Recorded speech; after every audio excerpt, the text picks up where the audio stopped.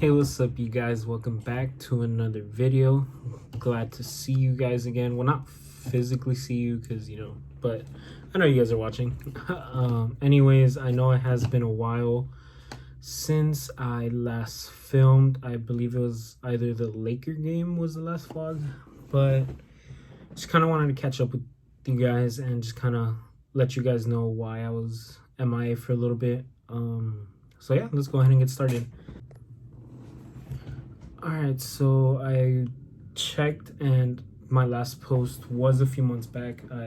Once again, for you guys that actually watch my videos, I do apologize for that little MIA, but I had to battle some personal demons, For those of you that don't know, I do have mild anxiety as well as mild depression. It's been a lot of things that kind of added up through the years, and I guess with the pandemic and all that, it just all kind of came out. As a kid, I had a normal childhood. I have both of my parents are still together. They've been together through my whole childhood.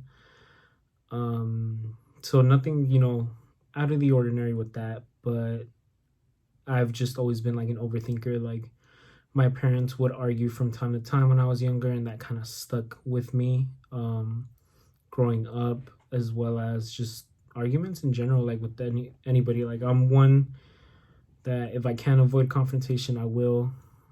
Obviously if I have to, then I'll do something, but I'm just chill, go with the flow type of person. And then my anxiety started, I want to say, middle school. When I made the jump from elementary to middle school, I basically, it was kind of like culture shock. I went to San Antonio Elementary here in Huntington Park, and then I went to Laces up in Culver City, and that school was just hella diverse. I had friends who were Asian, Hispanic, Caucasian, African American, like everything. But at first it was a big culture shock. And other than that, in elementary, I was top of the class, all that stuff. I mean, it's elementary, but I was still up there. Once middle school came, I kind of just went down a little bit. It was just a big culture shock. Everything was new to me, and being a first generation, basically everything, going to a school here in the US, elementary, middle school, high school, college. My parents tried to help out as much as they could, but it was just a little bit of a struggle. So, for classes that I was struggling with, I started getting anxiety. I would get nervous. I would get panic attacks. I remember in 6th grade, it was just, my mom would have to pick me up constantly from the nurse's office because of my panic attacks. They didn't know they were panic attacks, but they were panic attacks. And all through that, I kind of got used to it. Closer to 8th grade, high school, it was all good. I joined the basketball team for my freshman year, and then soccer for the rest of high school. And that kind of helped me stay motivated. And then, yeah, my grades were good, but that also helped me keep my grades in check. Gotta have the grades to play. And that opened up my social anxiety a lot more. With being part of the soccer team, I made a new group of friends. I basically opened up my social circle, and that helped as far as social anxiety. Then off to college, back into my little shell. But, I've been able to overcome that. Obviously, my social anxiety is way better now. I mean, I'm doing YouTube. For those of you that have seen me, I'm on TikTok, Instagram. So I'm working on it. This YouTube thing isn't only, document stuff or just for you guys to get a look into my life, but also help me overcome my social anxiety, But yeah, I mean, I've done it and all that. I've been good. Like I said in one of my first videos, this YouTube channel was, in the making.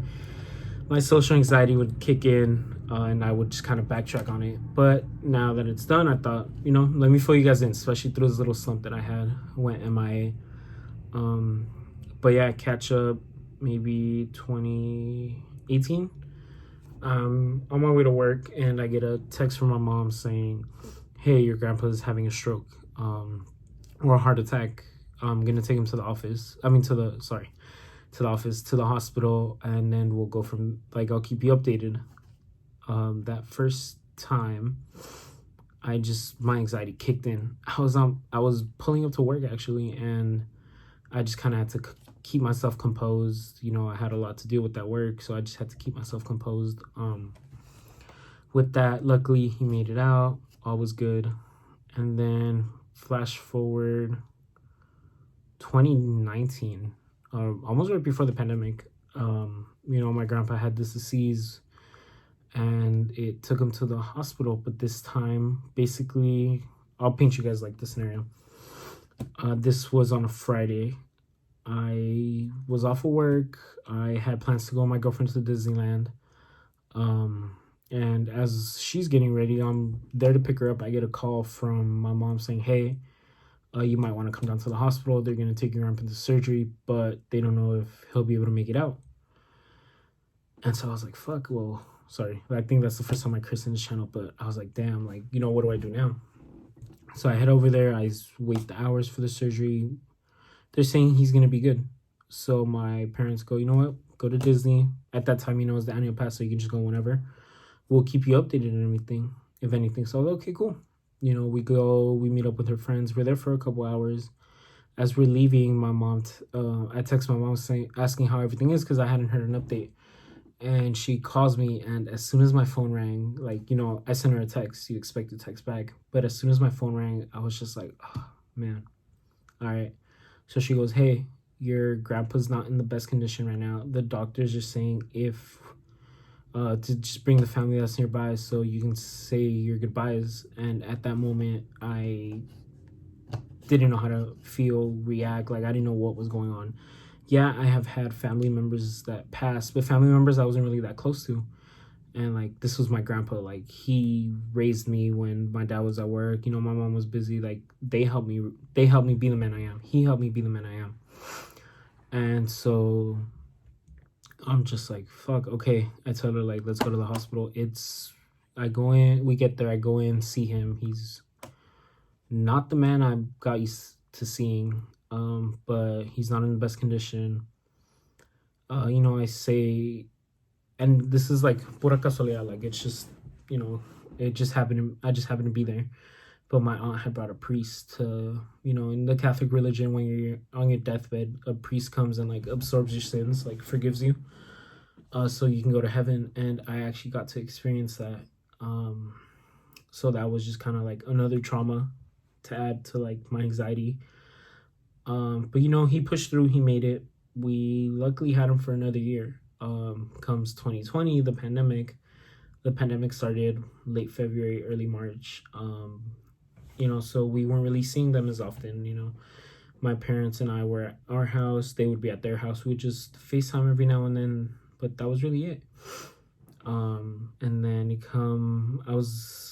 I had just gotten home from work. My mom was making lunch, and she gets a call from my cousin. He's kind of like panicking. He's saying, hey, my grandpa doesn't look, because they live together. My grandpa doesn't look how he normally is. He can't move. He's not talking. What do we do? And so my mom goes, give him his medicine. It might be a heart attack, because he was prone to, like, heart attacks and strokes. We'll be on the way. Given it's a 10-minute drive to where they used to live, I probably get there in 8. And so we're driving, I'm kind of hauling ass. And we get a call. We're, like, right at the light before we turn onto the street, saying, hey, he's not reacting. He's not like, at all. Not even moving his eyes or anything. So my mom tells my cousin, just call 911. We'll be there. I'm not kidding you. That light normally lasts like a minute. It felt like a whole eternity for it to turn green. And once we pulled up, my grandpa just wasn't my grandpa anymore. He had a blank stare in his eyes. He wasn't moving. He wasn't talking. Like, I'm CPR first aid certified, so I try to, like, do certain things to see if he would react. But, yeah, like, I didn't do CPR because, CPR, the compressions, he was skinny, really skinny at that point. I didn't want to hurt any of his ribs. And even at the time, I kind of blame myself. Like, what if I would have done CPR, a few fractured ribs, so maybe that would have saved him. I kind of beat myself up about that, but at the same time, the paramedics get there, they check him out, and they say his sugar levels were just low. So I was like, okay, the CPR wasn't anything that I had to do then. They're like, we're gonna take him to the hospital for observations. He'll be, at the hospital nearby to my aunt's house. So we're like, okay, cool. We go, whatever. My aunt, it's COVID times, like it's dead, like beginning early pandemic. So they're not letting any family members in. So my aunt has to go and like talk to like a nurse from the outside, asking for updates. And he was good, really. And then we're at home, and we get a call from my aunt saying, hey, like they're saying he might not make it through the night. So we just all go to my grandma's. It was like the butt crack of dawn, like maybe like 2 a.m. We all go to my grandma's. We just kind of stay there, just kind of waiting for the call. And nothing. It's 8 a.m. and we didn't get the call. So we're like, okay, he did it to us once. They said he wasn't gonna make it, and he made it. So we're like, okay, maybe he's fine. But I had to go to work. My dad had to go to work. So we're like, we'll just head home, get ready, and then just go to work.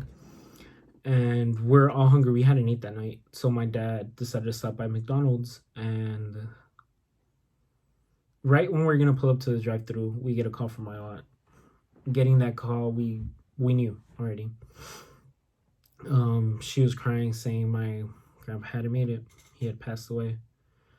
What hurts the most is like not being able to say goodbye.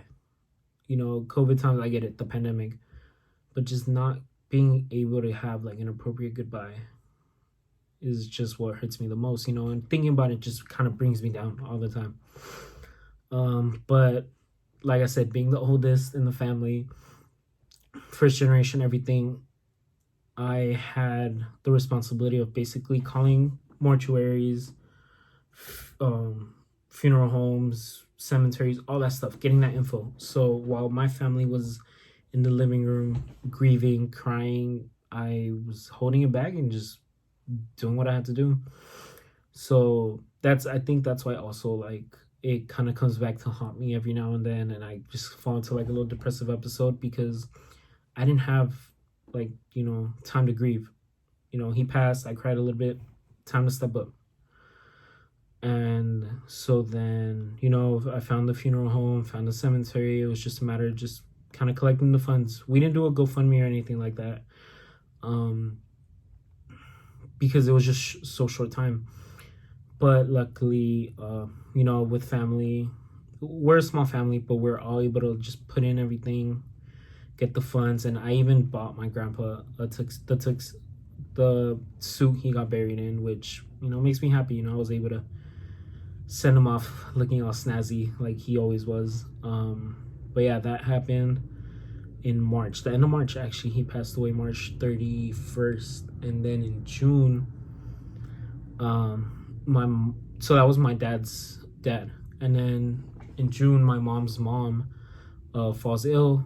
She lives in Guatemala though, so she's over there.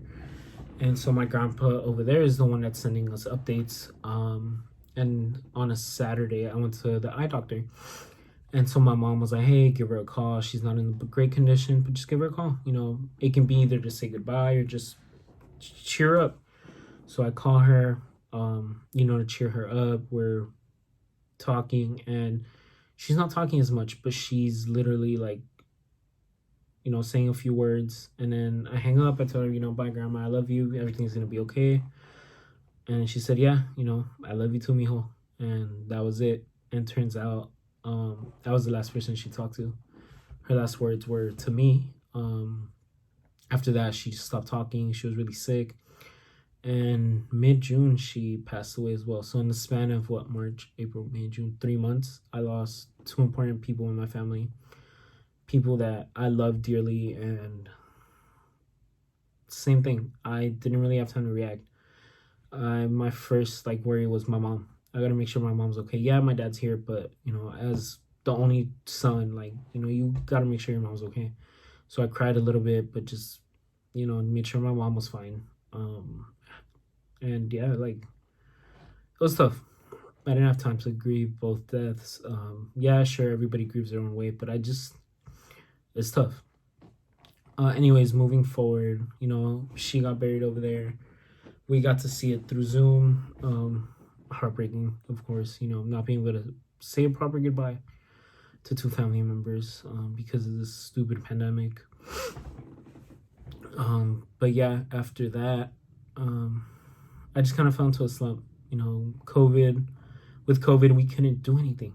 My escape of reality was going to Disneyland, going to theme parks, playing soccer, and all that was taken away from me with this pandemic. Disneyland had shut down, the soccer leagues had been canceled, so I was basically just in my room, or the days I would see my girlfriend, but we limited it obviously because of COVID, since I was still working. And work died down.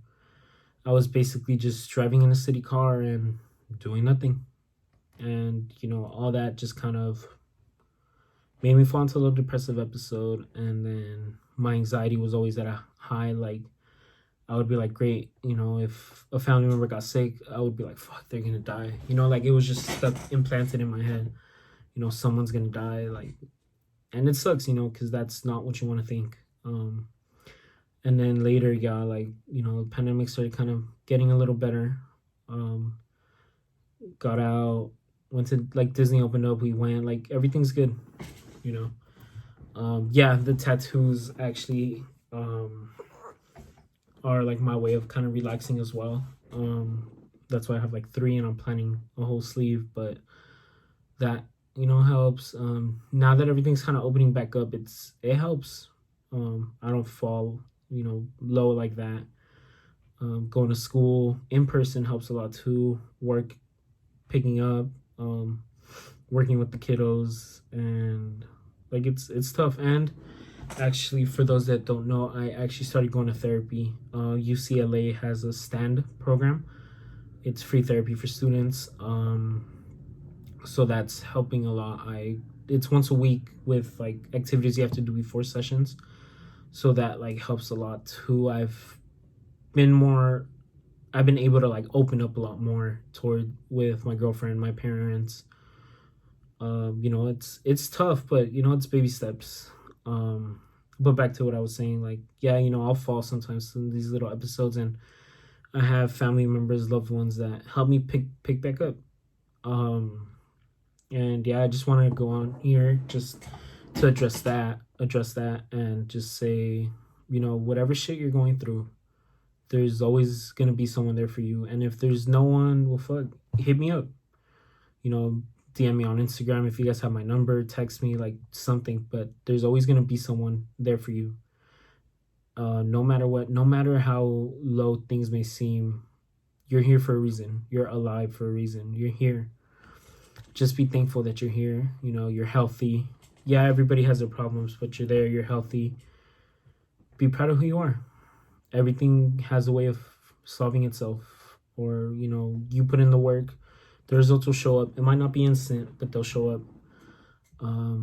But yeah, that's all I want to go on here and say, stay strong, stay healthy, meditate, mindfulness. I do yoga. Yoga helps a lot. Just relax, hiking,